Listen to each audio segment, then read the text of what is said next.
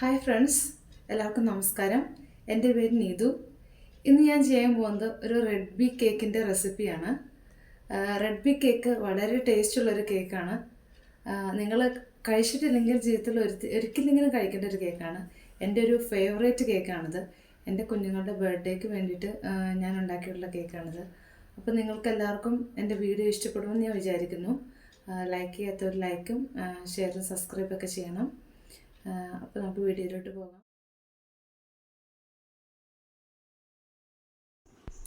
ഇവിടെ ഒരു അരിപ്പയിലോട്ട് 1 കപ്പ് മൈദയാണ് ഇവിടെ എടുത്തിട്ടുള്ളത്. 1 കപ്പ് എന്ന് വെച്ചിട്ടുണ്ടെങ്കിൽ 250 ml കപ്പാണ് ഇവിടെ യൂസ് ചെയ്തിട്ടുള്ളത്.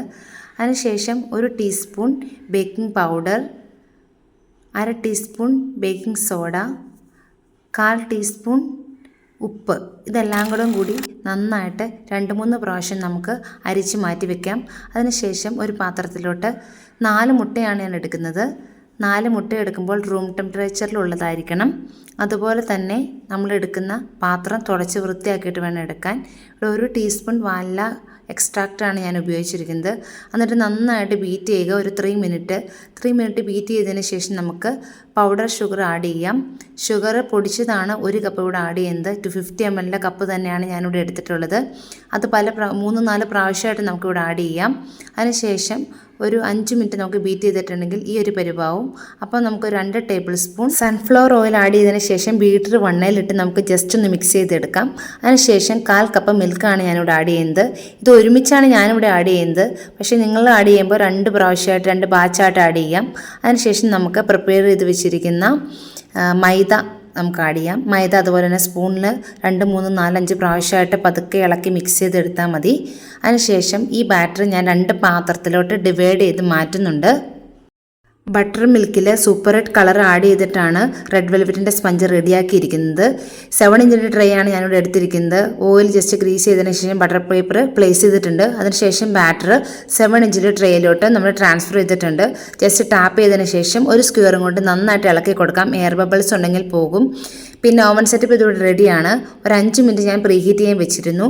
നന്നായിട്ട് ചൂടായിട്ടുണ്ട്. അതിനുശേഷം നമുക്ക് ബാറ്റർ അതിലോട്ട് ഇറക്കി വെച്ച് കൊടുക്കാം. ഒരു 15 മുതൽ 20 മിനിറ്റ് വരെയാണ് ബേക്കിംഗ് ടൈം. നല്ല ഹൈറ്റുള്ള സ്പഞ്ച് തന്നെയാണ് നമുക്കിവിടെ കിട്ടിയിട്ടുള്ളത്. അതിനുശേഷം നമുക്ക് അടുത്ത സ്പഞ്ച് റെഡിയാക്കാം. ഇത് vanilla സ്പഞ്ചാണ്.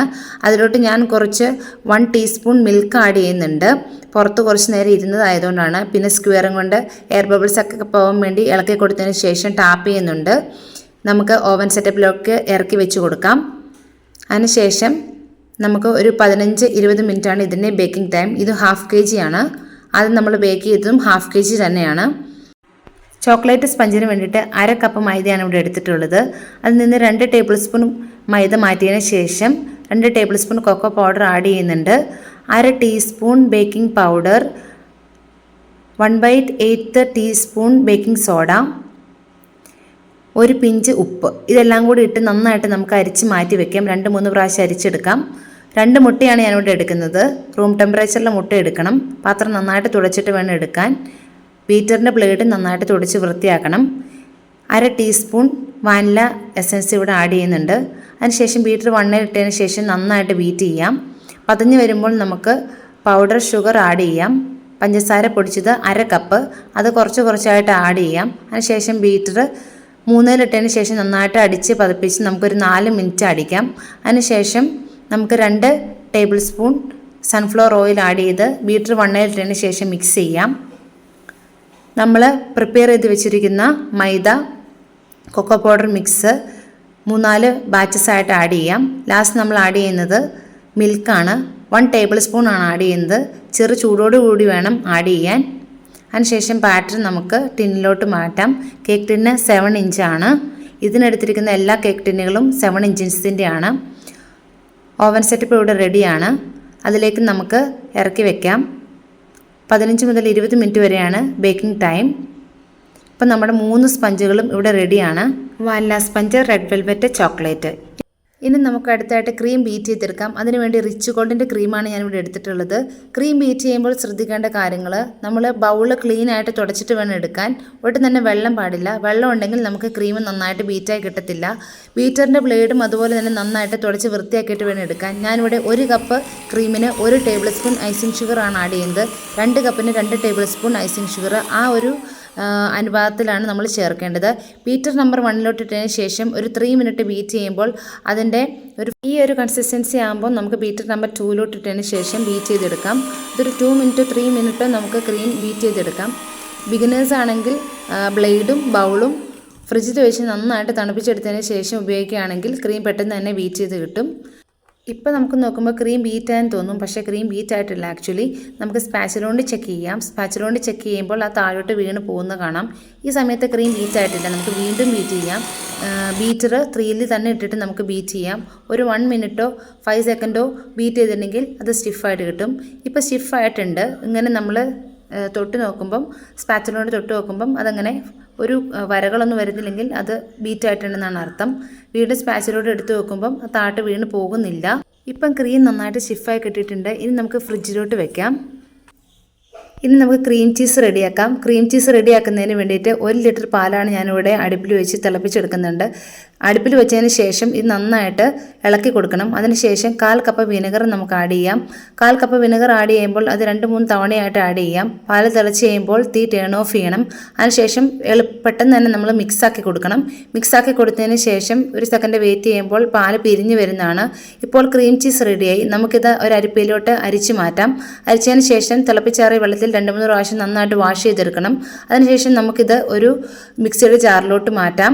Fresh cream 1 table spoon, 3 table spoon sugar powder, 1 teaspoon vanilla essence ഇതെല്ലാം കൂടി ഇട്ട് നമുക്ക് നന്നായിട്ട് അരിച്ചെടുക്കാം. ഒരു നുള്ളുപ്പും കൂടി ഞാൻ ചേർത്തിട്ടുണ്ട്. ക്രീം ചീസ് ഇപ്പോൾ ഇവിടെ റെഡിയാണ്. നമ്മൾ ബീറ്റ് ചെയ്ത് വെച്ചിരിക്കുന്ന ക്രീമില്ലേ, അതിൻ്റെ പകുതി പോർഷൻ എടുക്കുക. അതിനുശേഷം അതിലോട്ട് നമുക്ക് ക്രീം ചീസ് ആഡ് ചെയ്യാം. ബീറ്റർ നമ്പർ 1 ഇട്ടതിന് ശേഷം ക്രീം ചീസ് ആഡ് ചെയ്തതിന് ശേഷം ക്രീം ഫ്രിഡ്ജിലോട്ട് 1/4 കപ്പ് ഫ്രഷ് ക്രീം ഞാനിവിടെ ആഡ് ചെയ്യുന്നുണ്ട്. സ്റ്റൗ ലോ ഫ്ലെയിമിലാണ് വെക്കേണ്ടത് ഈ സമയത്ത്. അതിനുശേഷം ഫ്രഷ് ക്രീം ആഡ് ചെയ്യുക. അത് ചൂടായി വരുമ്പോൾ 1/2 കപ്പ് ചോക്ലേറ്റ് ഇവിടെ ആഡ് ചെയ്യാം. ഇത് ഗണാഷിന് വേണ്ടിയിട്ടാണ്, ഫില്ലിംഗ് ആയിട്ട് കൊടുക്കാൻ വേണ്ടിയിട്ടാണ്. അതിനുശേഷം നമുക്ക് തീ ടേൺ ഓഫ് ചെയ്യാം. ജസ്റ്റ് ഒന്ന് മിക്സ് ചെയ്തെടുക്കാം. ഒരുപാട് നേരം സ്റ്റൗ ടോപ്പിൽ വെക്കരുത്, അത് കട്ടിയായി പോവും. ഇനി നമുക്ക് സ്പഞ്ചെല്ലാം ഒന്ന് കട്ട് ചെയ്തെടുക്കാം. എല്ലാ സ്പഞ്ചും 2 ആയിട്ടാണ് ഞാൻ കട്ട് ചെയ്യുന്നത്. അങ്ങനെ 6 പീസാണ് എനിക്ക് കിട്ടിയിട്ടുള്ളത്. അതെല്ലാം നമുക്കൊരു പാത്രത്തിലോട്ട് മാറ്റി വയ്ക്കാം.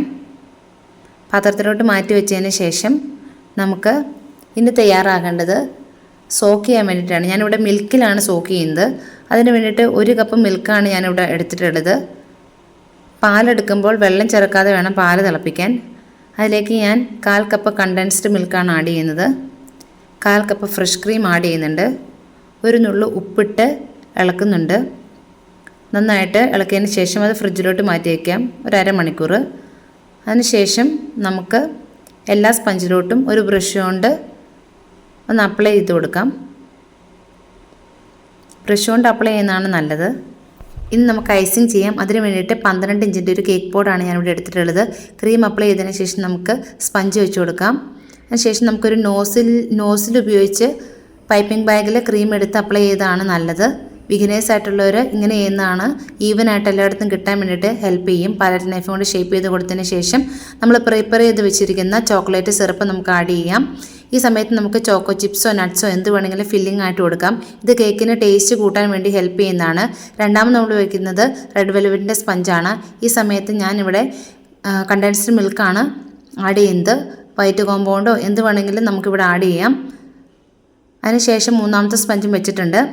ഇവിടെ ഞാൻ കണ്ടൻസ്ഡ് മിൽക്ക് തന്നെയാണ് ആഡ് ചെയ്യുന്നത്. അതിനുശേഷം നമുക്ക് ക്രം കോട്ട് കൊടുക്കാം. ക്രം കോട്ട് കൊടുത്തതിന് ശേഷം 1 അവർ ഫ്രിഡ്ജിൽ വെച്ച് സെറ്റ് ചെയ്യണം. എന്നാൽ മാത്രമാണ് ക്രംസൊക്കെ ഒന്ന് ഒതുങ്ങത്തുള്ളൂ. നമുക്ക് 1 അവർ ഫ്രിഡ്ജിൽ വെച്ചതിന് ശേഷം ഞാനിവിടെ എടുത്തിട്ടുള്ളതാണിത്. 2ാമത്തെ കോട്ടിങ് കൊടുക്കാം. 2ാമത്തെ കോട്ടിങ്ങും പൈപ്പിംഗ് ബാഗ് കൊണ്ട് തന്നെയാണ് ഞാൻ കൊടുക്കുന്നത്. അതിനുശേഷം നമുക്ക് പാലറ്റ് നൈഫ് കൊണ്ട് ഷേപ്പ് അതിന് ശേഷം സ്ക്രേപ്പർ ഉപയോഗിച്ച് സൈഡിൽ നിന്ന് നന്നായിട്ട് ഷേപ്പ് ചെയ്ത് വിടാം. മുകളിലും അതുപോലെ തന്നെ പാലറ്റ് നൈഫ് ഉപയോഗിച്ച് ഷേപ്പ് ചെയ്ത് വിടാം. സ്ക്രേപ്പർ ഉപയോഗിക്കുന്നത് ഷേപ്പാകാനും ക്രീമെല്ലാം ഈവനായിട്ട് കിട്ടാനും നമുക്ക് ഹെൽപ്പ് ചെയ്യും. സൈഡ് ക്രീമൊക്കെ ഇരിപ്പുണ്ടെങ്കിൽ നമുക്കൊരു ബ്രഷ് ഉപയോഗിച്ച് ക്ലീൻ ചെയ്യാം. ഇത് ഫൈനൽ കോട്ടിംഗ് ആണ്. ബ്ലൂ കളറാണ് ഞാനിവിടെ ആഡ് ചെയ്തിട്ടുള്ളത്. ഇതിൻ്റെ വീഡിയോ എടുത്തിട്ടില്ല. ലാസ്റ്റ് നമ്മൾ ഫോണ്ടൻ വർക്ക്സ് ആണ്, ഹാഫ് ഫോണ്ടൻ വർക്ക്സ് ആണ് ഇവിടെ ഞാൻ ചെയ്തിട്ടുള്ളത്. റൊണാൾഡോയുടെ പിക്ചർ എഡിബിൾ അല്ല. ഫോണ്ടൻ വർക്ക്സും ക്രീം ബീറ്റ് ചെയ്ത് എങ്ങനെയാണെന്നുള്ള വീഡിയോ ഞാൻ ചെയ്യുന്നതാണ്. ആരോൺ, ഫാബിയൻ പേരെല്ലാം ഫോണ്ടനിലാണ് ഞാനിവിടെ ചെയ്തിട്ടുള്ളത്.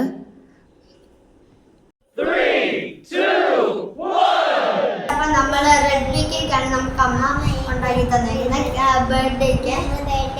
റൊണാൾഡോയുടെ മെസ്സിയുടെ. എൻ്റെ പേര് ആരോൺ, ഇവൻ്റെ പേര് ഫാബിയൻ.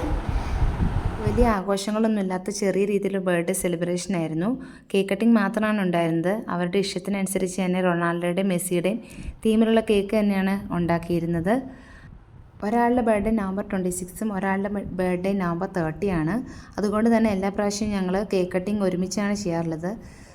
വീഡിയോസിന് എന്തെങ്കിലും പോരായ്മകളുണ്ടെങ്കിൽ അത് കമൻ്റായിട്ട് അറിയിക്കണം. കേക്ക് കട്ട് ചെയ്തതിന് ശേഷം നമ്മുടെ കേക്കിൻ്റെ ലുക്ക് ഇതാണ്. വീഡിയോ എല്ലാവർക്കും ഇഷ്ടപ്പെട്ടെന്ന് വിചാരിക്കുന്നു. Thanks for watching. Stay tune for next video.